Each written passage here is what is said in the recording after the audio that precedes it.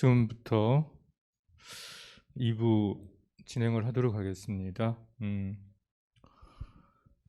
제가 어제 저녁에는 전쟁을 강의하고 지금 여기 와서는 또 자연법 사회를 보고 있습니다.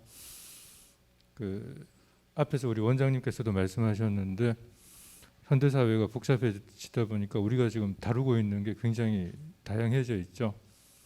그래서 우리 강의 후반부에서 김중석 교수님께서도 이 자연법에 따른 정당한 전쟁 이론이 과연 현실에서 어떻게 적용이 될까에 대해서는 그로티우스 본인이 조금 부정적으로 표현했던 부분들을 말씀해 주셨습니다. 그럼에도 불구하고 현대 응용 윤리에서 정당한 전쟁 이론을 이야기할 때 이 그로티우스의 자연법 사상이 그대로 반영이 많이 되고 있는 것 같습니다. 현대 정의로운 전쟁 이론에서 이야기하는 정의로운 전쟁의 첫 번째 조건이 정당한 정권에 의해서 시작되어져야 된다. 그러니까 테러 단체나 정당하지 않게 정권을 잡은 사람들이 전쟁을 시작하는 것은 정의롭지 못한 전쟁의 출발이다라고 이야기하고, 바로 두 번째 달아서 이야기하는 것이 먼저 공격하는 것은 정의롭지 못하고 내가 상대에게 공격을 받아서 피해를 입었을 때 나를 지키기 위한 방편으로, 그러니까 우리나라를 지키기 위한 방편으로 전쟁을 개시하는 것이 정당하다. 이렇게 이제 정당한 전쟁 이론의 두 번째 항목인데, 오늘 우리가 봤던 이 자연법 사상에서 그대로 드러나고 있는 부분인 것 같습니다. 네, 그래서 오늘 우리 여기 플로어에 계신 우리 시민들께서 이 그로티우스가 살았던 시대는 지금부터 한 400년 전의 시대이고, 문화적인 차원에서 보면 이제 이탈리아의 르네상스가 거의 마무리되고, 이 르네상스의 동력이 북유럽으로 옮겨가면서 이제 북유럽이 르네상스의 꽃을 피우려고 했던 그런 시기입니다. 그러니까 문화적으로도 그러한 시기에 그로티우스 이상이 나왔는데, 뭐 현대적인 관점과 연관을 시키시든지 그렇지 않으면 전쟁 일반적인 내용과 연결을 시켜서 한번 질문을 해보셔도 좋을 것 같습니다. 자, 우선 우리 서면으로 질문 온 게 있어서 이건 먼저 다루고요. 플로어에 계신 시민들 질문 받도록 하겠습니다. 김명희 님께서 보내오셨는데 질문이 많습니다. 6개인데 제가 2개씩 끊어서 질문을 드려보도록 할게요. 첫 번째, 우리 오늘 강의할 때 나왔죠. 그로티우스가 관용론자 입장에 섰다가 정치적인 실각을 하게 됐다고 그랬는데, 이 관용론자의 정의가 무엇인가, 첫 번째. 그리고 두 번째, 우리나라에도 자연법을 추구하고 있나요? 네, 우선 2가지 한번 답변 부탁드립니다.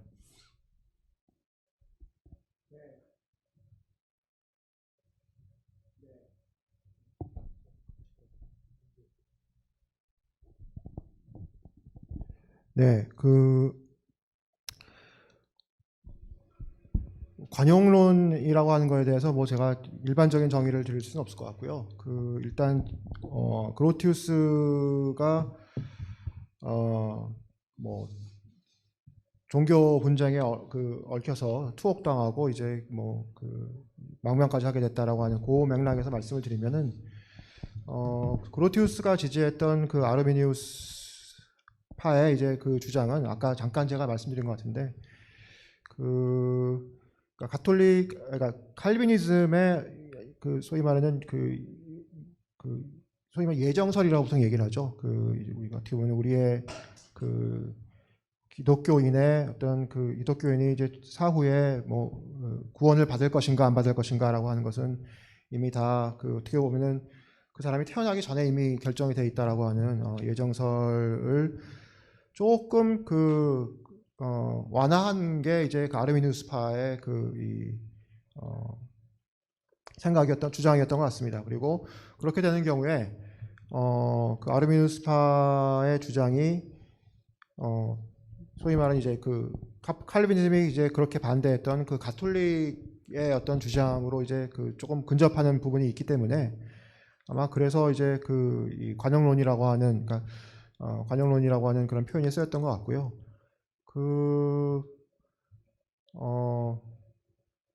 네, 아마 그 정도 얘기를 제가 드릴 수가 있을 것 같습니다. 그래서 아마 아까 말씀드렸듯이 선행이나 어떤 사후에 이 태어난 이후에 사후적인 은총에 의해서도 구원의 가능성이 높아질 수 있다 이렇게 보는 게 이 아르미니우스의 주장이었고 그걸 일정 부분 좀 받아들인 게 이 그로티우스가 지지했던 그러한 그 칼비니즘이었다라고 얘기를 드릴 수가 있을 것 같고요.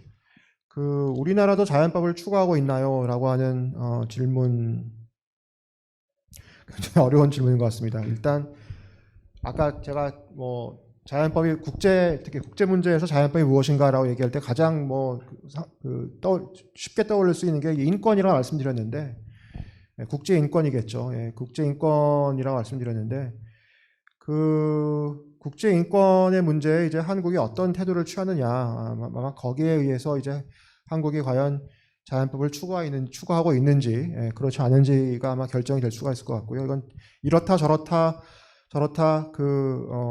단정적으로 좀 말씀드리기는 어려운 문제인 것 같습니다. 그러니까 인권 문제가 있고 그다음에 조금 더 포괄적으로 얘기를 하면 인권 문제가 포함되는 게 최근에 이제 또 아프간 난민 문제도 발생을 하고 있는데 그 난민 문제를 우리가 또 어떻게 볼 것인가라고 하는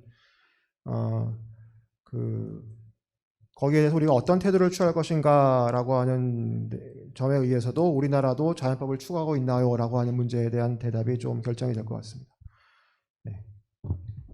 네, 좀 두 가지 관용론이 아마도 이것도 가톨릭의 문제가 아니고 그 켈빈주의의 문제였죠. 켈빈이즘 내에서 네. 조금 네, 그래서 아마도 종교적인 분쟁에 보시면 원리주의자들이 있고 조금 원리주의에서 벗어나신 이론들이 있는데 그로티우스의 관점은 원리주의를 극단적으로 추구하는 것이 아니고 조금 사회적인 측면에서 수정을 하려고 했던 관점이었던 것 같고 이것이 이제 정치적인 것들하고 연계가 되다 보니까 굉장히 복잡한 상황이 연출되었던 것 같습니다. 네, 우리나라 자연법 설명을 잘 해주셨는데 자연법을 토대로 해가지고 정의로운 관점들은 항상 정당한 정권이라면 주장을 하고 있고요. 우리나라도 이제는 그 선진국의 반열에 올라 있기 때문에 정치적으로도 그렇고 경제적으로도 그렇고 사회문화적으로도 국제적인 룰을 어느 정도는 지켜나가지 않으면 이제 지탄받고 도태당할 수 있는 그러한 위치에 속해 있습니다. 그래서 가장 대표적인 게 이번에 아프가니스탄에서 우리 정부에 협력했던 사람들을 병력을 파병해서 호송하는 것, 그러니까 대한민국 건국 이래 처음 있는 일이죠. 이런 작전을 벌이는 거는 그러니까 이런 것들이 하나의 어떤 가장 자연법적인 요소들을 우리나라가 지금 실행하고 있는 예 중에 하나가 아닌가 이렇게 볼 수 있을 것 같습니다. 자, 다음 이제 질문이 정의에 완벽하게 부합하는 전쟁 자체이거나 회피할 필요가 있음에도 불구하고 이 부분은 수식구인 것 같고요. 현재 전쟁을 하고 있는 이유가 무엇일까요? 뒤에 질문하고 하면 연결이 될 것 같습니다. 인간이 고등동물이라는 것을 악용하는 것은 아닐까요? 네, 묶어서 답변하실 수 있을 것 같습니다. 네, 아마 2003년도에 일어났던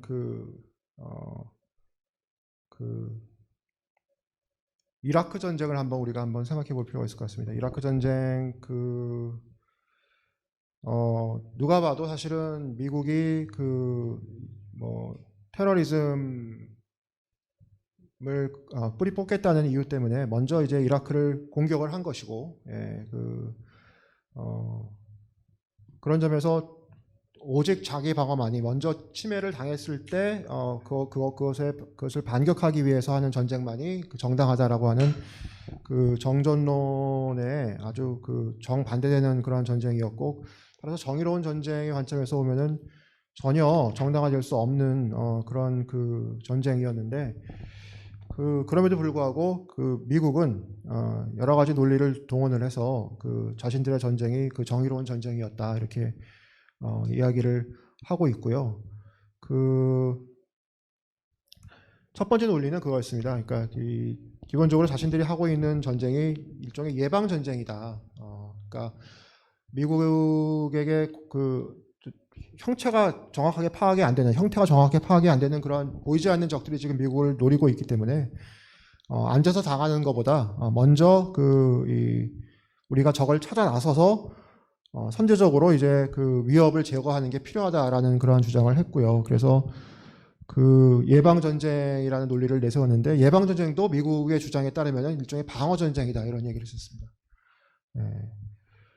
그리고 그 예방 전쟁이라는 주장에 이어서 또 나온 주장 중에 하나가 그 미국의 전쟁은 일종의 인도주의 개입이었다. 그러니까 어떻게 보면 인권의 문제라는 거죠. 인권의 문제, 그 고통받는 이라크 국민들을 우리가 구하기 위해서 미국이 벌인 전쟁이 바로 이라크 전쟁이다. 그리고 그런 의미에서 이제 인도주의 전쟁으로 우리가 이해할 수 있다. 이렇게 주장을 했는데, 사실은 너무나 어떻게 보면 속이 보이는 너무나 정치적인 의도가 빤히 들여다 보이는 그런 그 주장이었음에도 불구하고 어떻게 보면은 그 그냥 현실주의적으로 우리는 뭐 그래 미국의 국익을 위해서 미국의 어떤 안보를 위해 전쟁을 했다 이렇게 이야기하지 않고, 어쨌든 예방 전쟁이었고 그건 일종의 방어 전쟁으로 볼 수가 있고, 혹은 그 인권을 위한, 그러니까 궁극적으로는 자연법에 근거를 둔 인권을 위한 인도주의적인 개입이었다, 이런 인도주의적인 전쟁이었다 이렇게 그 주장한다고 하는 것 자체가 어떻게 보면은 이 미국과 같은 강대국도 일방주의적으로 얼마든지 행동할 수 있는 미국과 같은 강대국도 어떻게든 이런 정의로운 전쟁의 어떤 그 논리를 활용을 해서 자신들의 행동을 좀 옹호하고자 했던 것이 아닌가 이런 그 생각을 해볼 수가 있고요. 예. 네, 뭐 질문이 아마 그 취지가 아마 그런 것이 아니었을까 싶습니다. 네. 네. 저도 옆에서 질문 내용 보면서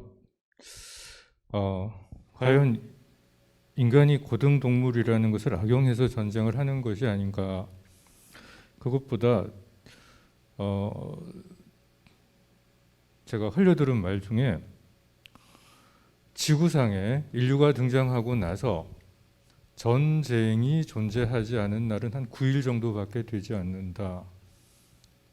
이런 이야기를 들은 적이 있습니다.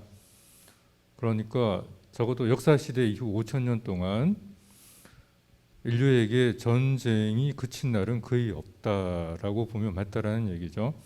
지구상 어딘가에서는 전쟁이 있었다라는 얘기인데, 그만큼 인간에게 있어서 전쟁이라는 것은 어떻게 보면 피할 수 없는 하나의 요식 행위일 수도 있을 것 같습니다.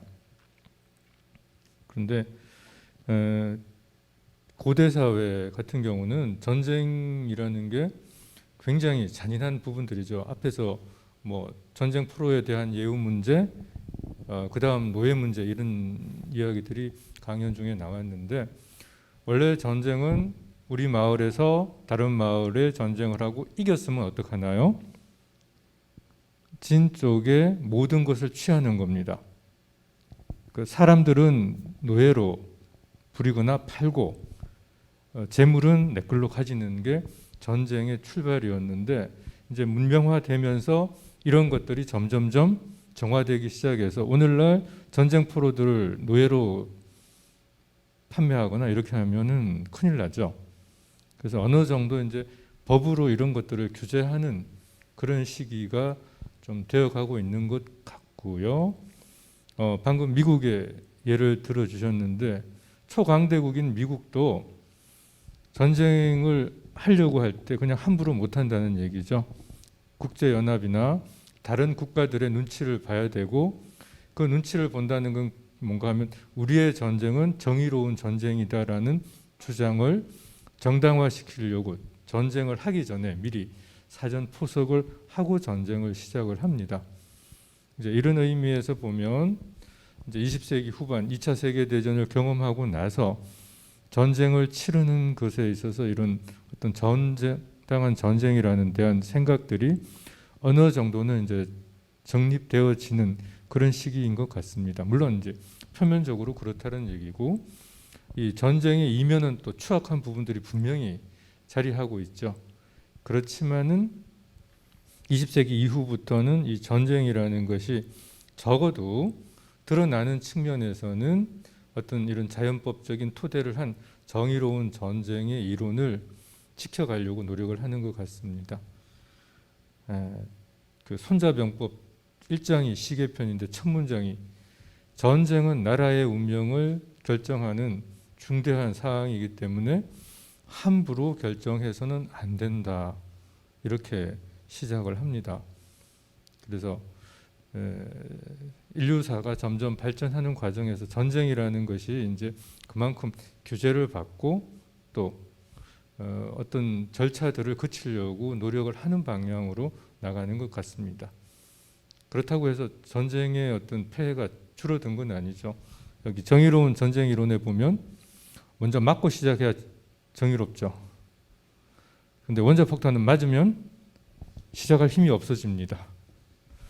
자, 김명희 선생님의 그 마지막 질문. 무력 전쟁이 아니라도 이기려고 애쓰는 것도 전쟁이라고 생각하는데 그런 의미에서 평화와 전쟁은 공존하면서 살고 있는 것이 아닐까요? 네. 전쟁을 상당히 넓은 의미로 볼 수 있지 않느냐, 이런 말씀인데요. 네,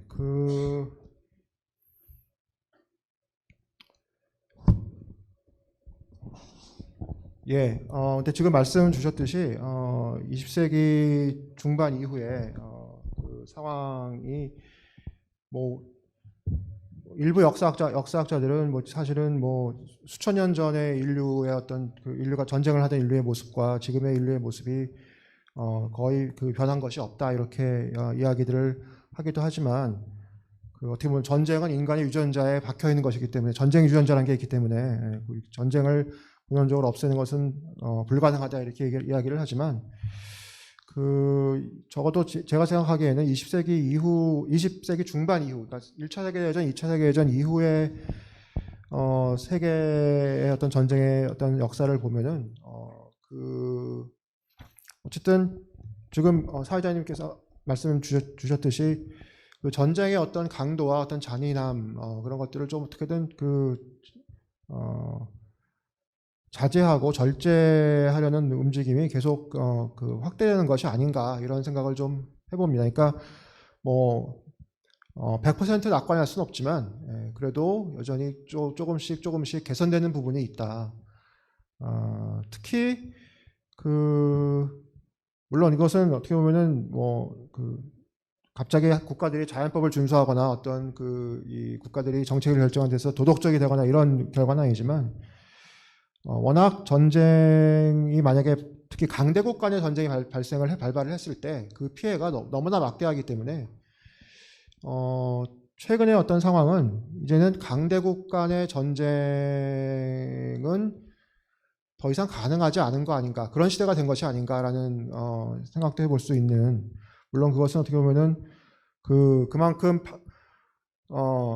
파괴할 수 있는 능력이 혹은 뭐 그런 무기의 성능 같은 것들이 이제 가공할 만큼 그렇게 발전이 되었기 때문에 생긴 결과이기도 하지만, 그래서 어떻게 그런 의미의 역설적인 평화이긴 하지만, 그 강대국 간의 전쟁, 우리가 흔히 이제 메이저 워라고 하는 그런 전쟁은 사실상 사라지면서, 물론 이제 그 이외 지역에서의 전쟁은 계속 진행이 되고 있지만, 뭐 전쟁이 없는 시대로 우리가 간다고 얘기할 수는 없겠지만, 적어도 평화의 어떤 여지가 더 계속 확대되는 시대를 지금 우리는 살고 있는 것이 아닌가, 저는 그런 생각을 좀 해볼 수가 있을 것 같고요.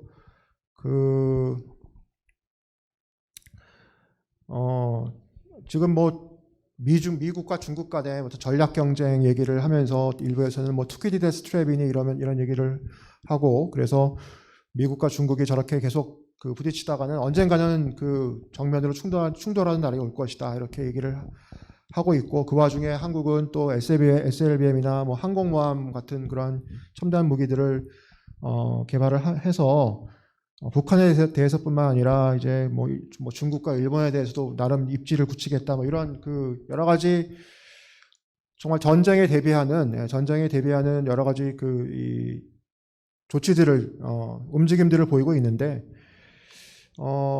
그럼에도 불구하고 저는 이 평화의 어떤 다시 한번 말씀드리지만, 평화의 어떤 가능성이 점점 점증하는 시대를 우리는 살고 있다, 이렇게 조심스럽게 생각을 하고 있습니다. 네. 네. 자, 우선 우리 플로어에 계신 시민분들 질문 받아보도록 하겠습니다. 손 들고.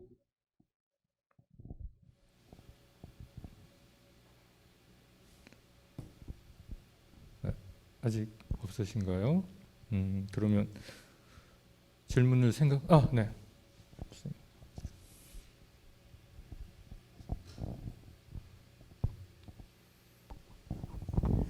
예, 교수님의 좋은 강의 감사드립니다. 이번 시간을 통해서 휴고 그루티우스라는 인물을 안 것만으로도 큰 배움이고 또 소득이었다고 생각합니다. 감사합니다. 질문이 조금 반복될 수도 있지만은 또 질문을 드리면은 아까 말씀하신 대로 이 시대 또 고대와 또 다르게 지금은 또 전쟁의 양상이 또 달라지고 또 복잡해지고 그런 면이 있습니다. 우리 흔히 뭐 테러라고도 할 수 있는 것도 있고, 또 사이버 공간에 또 여러 가지 그것도 있고, 이런 복잡해진 전쟁 양상 속에서도 이분의 주장이 유효할 수 있는지 하나 여쭙고 싶고요. 두 번째는 이걸 어떻게 정리하면 될지 모르겠는데, 그냥 단순한 생각에 전에 전쟁은 뭔가 좀 숨기고 속이면은 사람들이 많이 좀 이렇게 호도되는 경향이 있었는데, 지금은 저희가 흔히 이제 뭐 미디어의 발달로 개인 어떤 SNS라든지 여러 가지 굉장히 오픈되는 경향이 강한데, 그럼에도 불구하고 전쟁이 줄어들지 않는 것, 그러니까 숨길 수 없는 상황임에도 불구하고 오히려 더 좀 대놓고 뻔뻔해지는 그런 경향.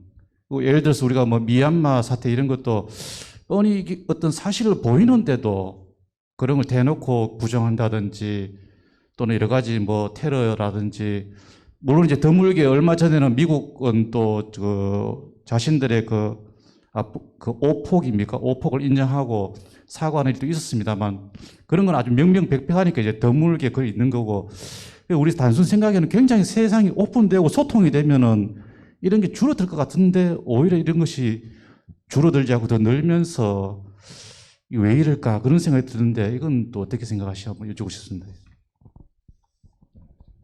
질문 두 가지입니다. 과연 자연법 사상이 현대에도 유효할 것인가? 첫 번째. 두 번째, 이제 각종 미디어 때문에 상황이 굉장히 잘 전달되고 시민들이 이해를 하고 있는데도 불구하고 이러한 어떤 잔악한 또는 비합법적인 행위들이 일어나는 이유가 도대체 뭘까요? 네, 지금 사실은 국제 정치에서 혹은 뭐 국제 사회에서 자연법이 어떤 운명을 가꿀 것인가에 관련해서 일종의 지금 굉장히 전환점이 중대한 기로에 서 있는 것이 아닌가라는 생각을 좀 해보고 있습니다. 그래서 사실은 그 이전까지 소위 말하는 서구의 어떤 서구의 어떤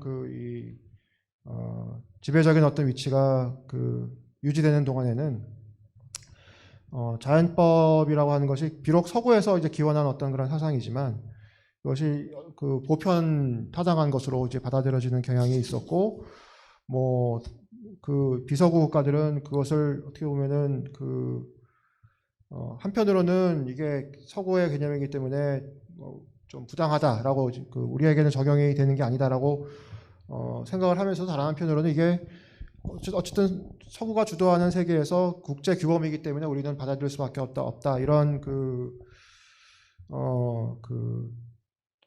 식으로 생각하는 경향이 있었는데 그 최근의 상황은 아까 또 두 번째 질문에서 말씀하셨듯이 이제 그런 규범을 대놓고 이제 부인한 미얀마 같은 그런 국가에서 그런 움직임이 굉장히 두드러지고 강화되고 있는 그런 상황이고요. 제가 보기에는 그것은 뭐 딱히 딱 하나의 몇 가지의 요인을 이렇게 그 요인에서 이제 비롯되었다고 얘기하기는 어렵지만 제가 생각하기에는 지금 중국의 부상이라고 하는 게 결국에는 중국의 부상과 중국의 부상이 가져오는 어떤 여파라고 하는 게 서구식 가치 체계에 대한 어떤 굉장히 반발. 근데 그 반발이 단순히 이게 서구의 것이기 때문에 배척한다. 이게 아니라 정말 대놓고 배척을 하는, 대놓고 진짜 오픈해서 배척을 하는 그런 움직임이 지금 두드러지고 있는 게 아닌가라는 생각을 좀 해보고 있습니다. 근데 다른 한편으로 또 그럼에도 불구하고 긍정적으로 볼 수 있는 게 예를 들면 미얀마 얘기를 말씀하셨으니까 미얀마에서 어떻게 SNS 같은 것들이 발전을 하고 미디어가 발전해서 모든 사람들이 다 들여다보고 있는데 어떻게 이런 일이 벌어지느냐. 저도 이제 미얀마 상황은 굉장한 충격이었고요. 어떻게 보면은 서구식 규범이 혹은 뭐 이런 자연법 같은 것들이 어느 정도 이제 뿌리를 내려서 인류 사회가 뭐 어떤 단일한 가치 체계까지는 아니더라도 굉장히 인류의 어떤 가치가 수렴하는 쪽으로 가고 있는 것이 아닌가라는 생각을 하던 차에 미얀마 사태가 일어났고 또 중국은 여전히 자기식대로의 어떤 그런 이 가치를 고수하고 있는 그러한 상황인데요. 그럼에도 불구하고 이 과거에 만약에 미얀마와 같은 사태 같은 것들이 일어났다면은 사실은 전혀 그게 국제사회에 관심이 될 수 없었을 텐데 지금 현재 상황에서 예를 들면 저희 학교 학생들이 뭐 미얀마 민주화를 지지하는 뭐 예를 들면 캠페인을 벌인다든가 그러니까 한 20년 30년 전까지만 하더라도 그게 대부분의 평균적인 한국인 일반 예를 들면 젊은이들한테도 미얀마에서 무슨 일이 벌어지는가라고 하는 것은 전혀 이슈가 아닌 그런 상황이었는데 이제 뭐 미디어의 발달 혹은 세계화, 지구화의 영향도 있지만 또 그런 이게 국가들 간의 어떤 국제 시민 사회 간의 연대라고 하는 게 발전을 해서 그런 문제에 또 관심을 갖고 또 지지를 하고 하는 그런 움직임이 또 활발하게 이루어지는 걸 보면은 이게 또 지금 모든 지금까지 우리가 쌓아왔던 어떤 그러한 이 전지구적인 평화와 협력과 어떤 그런 거의 가치라고 하는 게 또 순식간에 또 이렇게 뒤집어지는 것은 아니지 않은가 그런 생각도 좀 해보고 있습니다. 그래서 양가적인 의미인 것 같습니다. 사실. 네, 답변 충분하나요? 네, 혹시 다른 분 또 질문 받도록 하겠습니다. 네, 저기 뒤에 계신 선생님.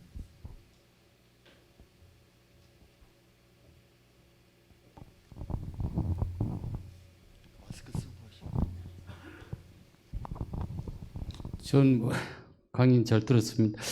제가 지금 말씀드린 게 질문이 될는지는 모르겠는데 저는 6.25를 어릴 때 겪었고요. 또 월남전에 참전을 했었고 최근에 아프가니스탄 전쟁 결과를 보고 있습니다. 여기에 세 전쟁에 미국이 다 관여를 하고 있습니다. 그런데 6.25 전쟁은 정전 사태고 월남전은 공산화되었습니다. 아프가니스탄도 그리고 미군이 철수를 했습니다. 이 세 전쟁 양상을 보면서 그러면 오늘 강의 내용하고 자연법하고 봤을 때 미국이 내세우는 정의로운 전쟁인가에 대해서 좀 정리를 좀 해주시면 좋겠습니다.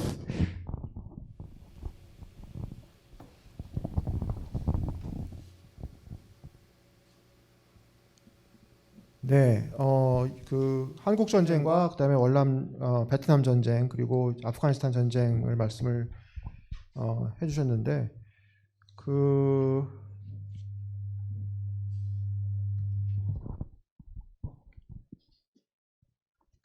일단 한국 전쟁 같은 경우는 뭐 오늘 제가 말씀드린 정전론 그대로 그냥 문자 그대로 적용을 해보면 그 일단 그 북한에 이제 그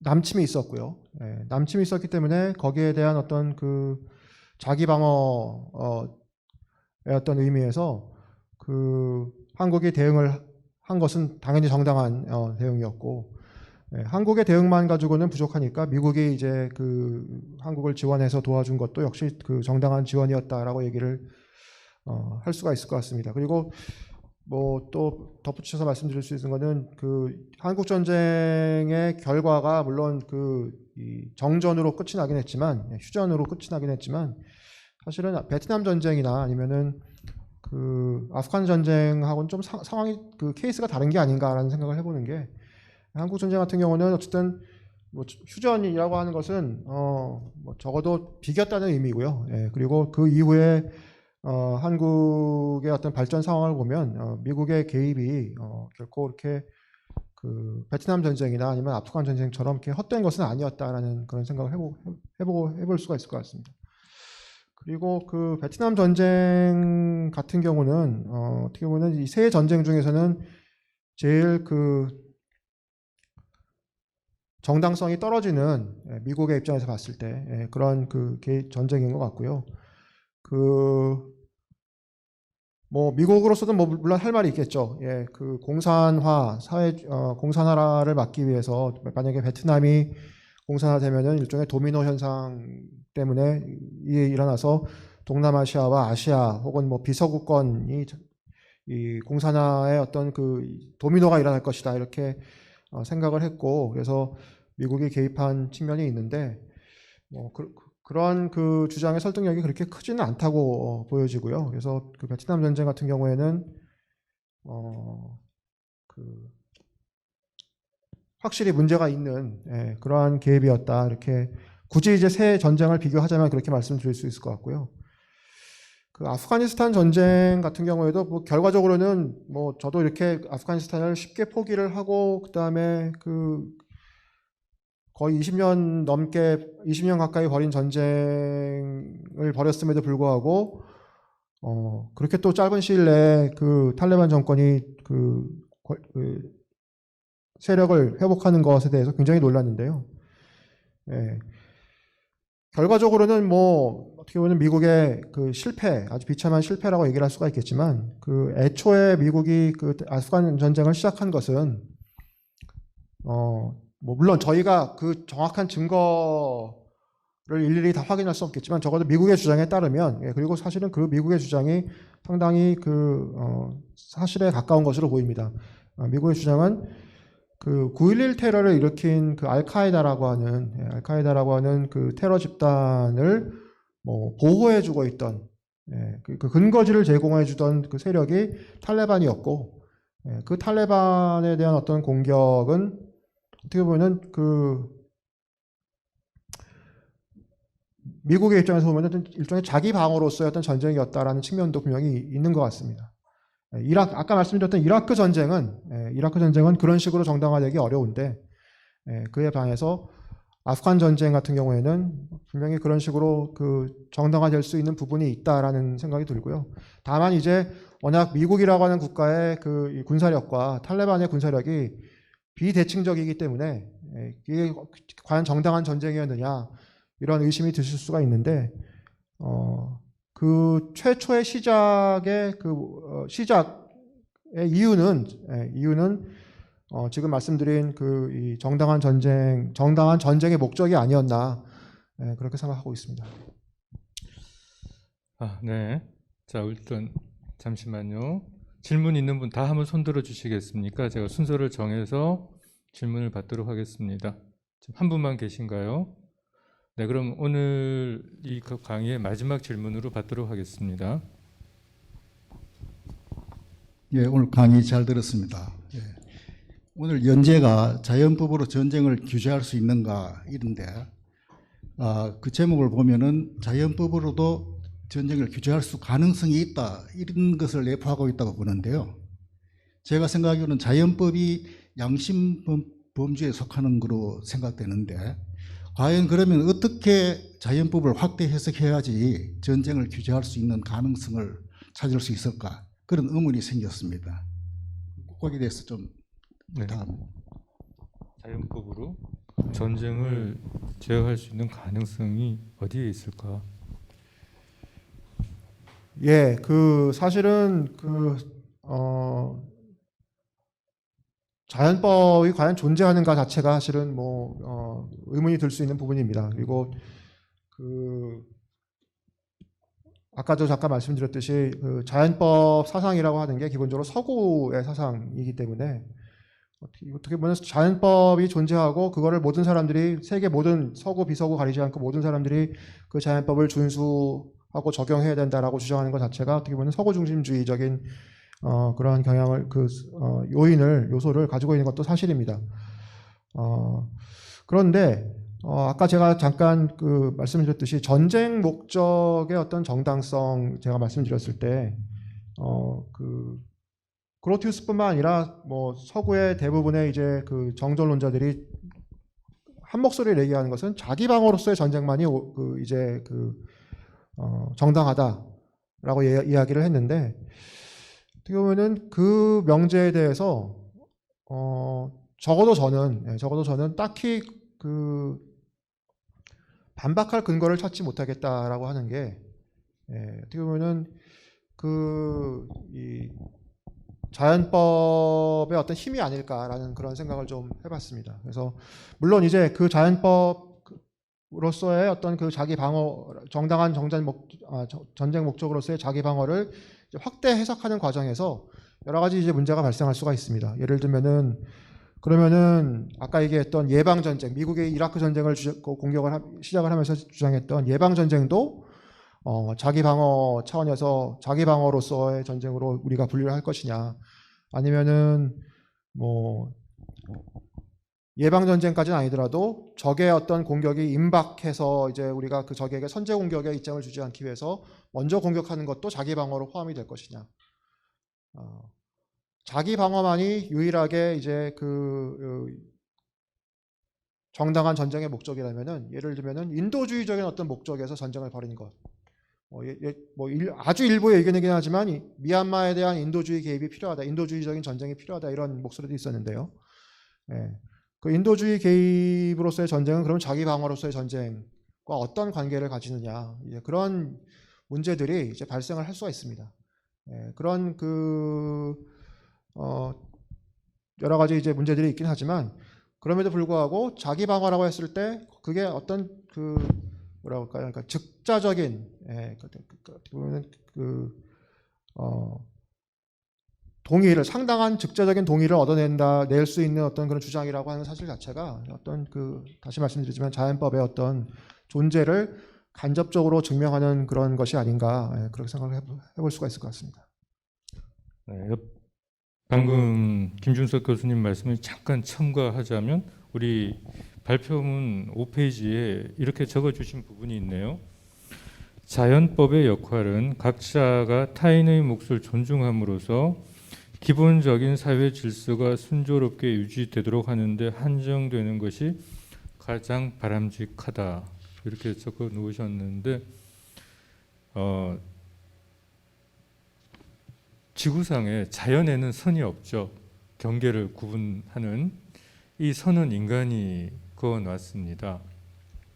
그리고 여전히 국제사회는 힘의 논리가 지배하고 있죠. 뭐 아무도 부정할 수 없는 부분인데 전쟁을 하기 위해서는 고대에서부터 명분이 필요했습니다. 그래서 이 명분을 쌓기 위해서 의도적으로 여러 가지 뭐 정치 공작을 하기도 하고 명분을 찾아내려고 노력을 하기도 하고, 그런데 현대 사회에서는 이런 명분이라는 용어보다는 정당성이라는 용어로 이것을 바꿨지만 역시 고대나 지금이나 크게 달라진 건 없는 것 같죠.